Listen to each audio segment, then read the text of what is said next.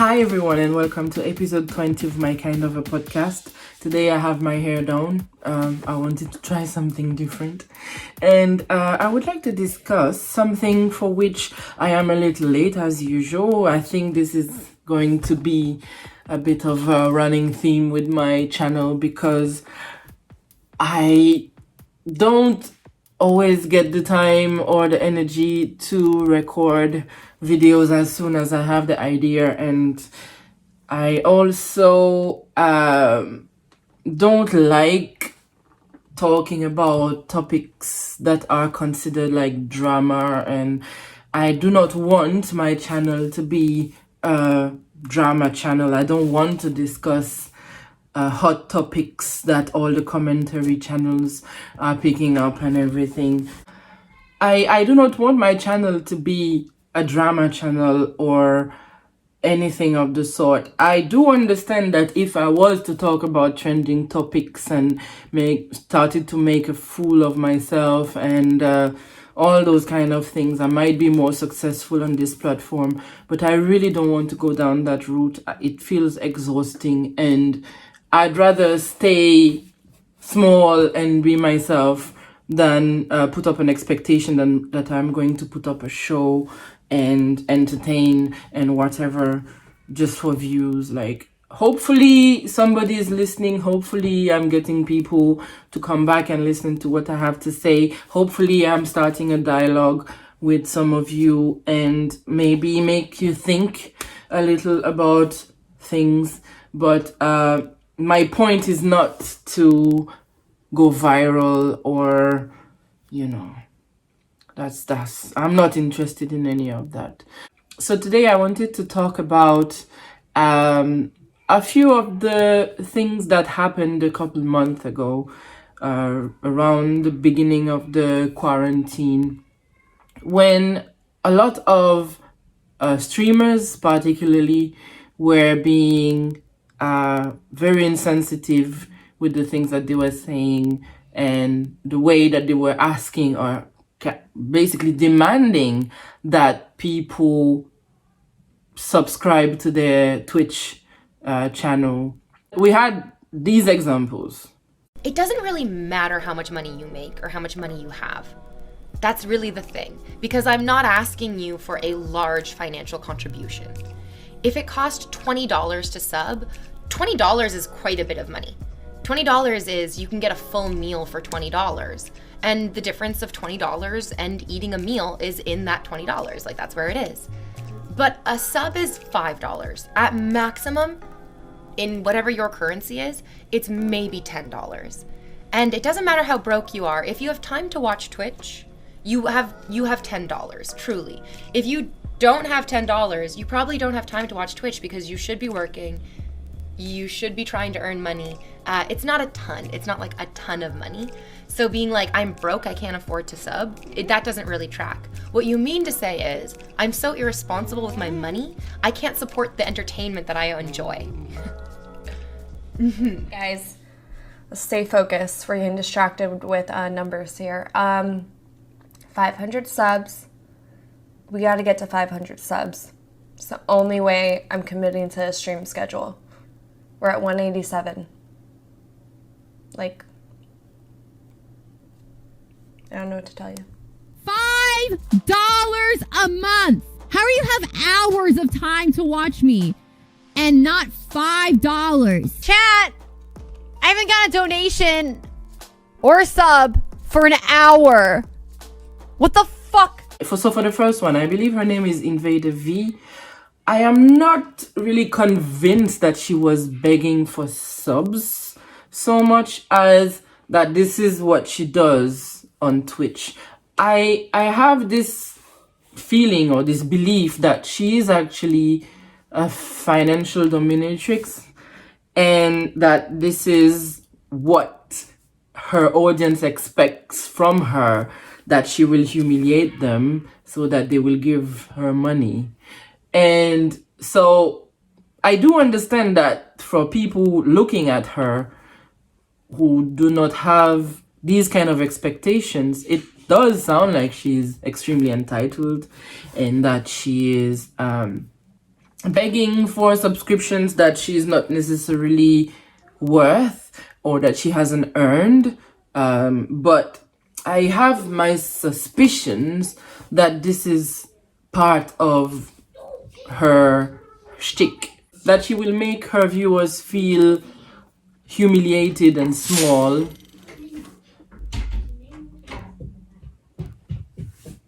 so that they will give her money, because they are financial subs, so they need that level of humiliation and they need to be made to feel inferior in some ways. As for Amanda Cerny, I also don't think that she was begging for subs. I think what she was saying is that she will not commit to a specific uploading schedule unless it's worth her while, which makes sense to me. I mean, if she has other ways to sustain herself, if she has other streams of revenue, there is no point for her to set up a whole schedule just for a certain number of people, no matter how grateful she might be for these people who do subscribe. If it is not worth her while, if it is not bringing her enough money, I understand that she might not wish to have a specific schedule. That I don't think she was saying that she would not stream anymore at all unless she had her 500 subs. I think what she was saying is, if you want me to be here twice a week for 3 hours or whatever, I need those 500 subs to make it, worth my while and to make it worth my time doing this, because she might spend her time doing something else that would bring her money instead. As for the third one, I actually don't even know what her name is, but yes, she was definitely begging for subs, and I have a problem with that. I understand, like, I am here talking into a camera hoping that I will get the attention of people on the other side. I don't do it for money. I have a job for money, so I don't really mind if it doesn't work for me, because I have something else to fall upon if this doesn't work out. But I don't understand the concept of somebody deciding that they are definitely worth people's money and people's time. Just because somebody wants to sit and watch your stream doesn't mean they feel that you are worth getting paid for it. What I mean by that is, you are not entitled to people's time or money. And nobody is owed to have their dreams come true. Nobody is owed to have the career of their dreams. Nobody is owed money for whatever it is that they do. If you put it out there and you give people a choice to pay you for it or not to pay you for it, you have to understand, you have to acknowledge that some people are simply not going to pay for it. And that's just the way it is. And here, there isn't this other video that circulated on TikTok at the beginning of the quarantine. Because it's so humiliating and stuff. Like everyone on TV is always just like talking about, how everyone's lost their jobs and like people can't pay for anything anymore. Like, I'm losing subscribers on OnlyFans. Like, it's my main source of income. Like, I can't pay my rent anymore. I can't work and even if I was to go back to work, like, what am I supposed to do? Like, go work at the strip club, which they're all closed down as well. They're all closed. Like, all the strip clubs are closed. Like, you can't even be close to somebody because of social distancing, and I've got nothing else going for me. Like, I have no other talent. Like, I've got nothing else. I can't dance, I can't sing, I can't do anything. So, like, I don't understand what I'm supposed to do. I really just don't know what to do. I just want everything to go back to normal so people can keep subscribing to my OnlyFans. This lady has an OnlyFans account and she's crying because she's losing subs and she no longer has enough money to sustain her way of life without it, because she claims she has no other talents and she can't do anything else. So first of all, that's not true. Nobody in the world has no way or no talent other than doing porn on the internet for money. There has to be something you can do for sure. It's not going to be great, glamorous jobs. It is not going to be high-paying jobs. It is not going to probably be as comfortable a job, but there is definitely something you can do. So yes, I understand if you lose your job during the pandemic and everywhere is shut down because everybody is on lockdown and you can't even get a job at McDonald's because McDonald's is closed, and yeah, that's a problem. But at the same time, you made a choice to make that your career and your sole revenue stream. You decided to go and create an OnlyFans and do that for money. That was a gamble. You gambled with your future and you lost. That's definitely something you should have taken into account when you decided to make that your career, that it could end one day, that it could stop happening one day. You know, like, for example, a long time ago, I used to work in online casinos, and it was a booming business and a flourishing business, and there was a lot of money to be made from this kind of enterprises. And then suddenly the US changed their gambling laws, France changed their gambling laws, and basically all of these markets became unavailable for online casinos anymore. Meaning that if you wanted to gamble from the US, you couldn't do it in our on our platform. And if you wanted to gamble from France, you couldn't do it on our platform anymore. So my bosses ended up having to downsize, to get rid of half of their employees. I was one of the few to make the cut and not get laid off, and it was around Christmas as well. So imagine.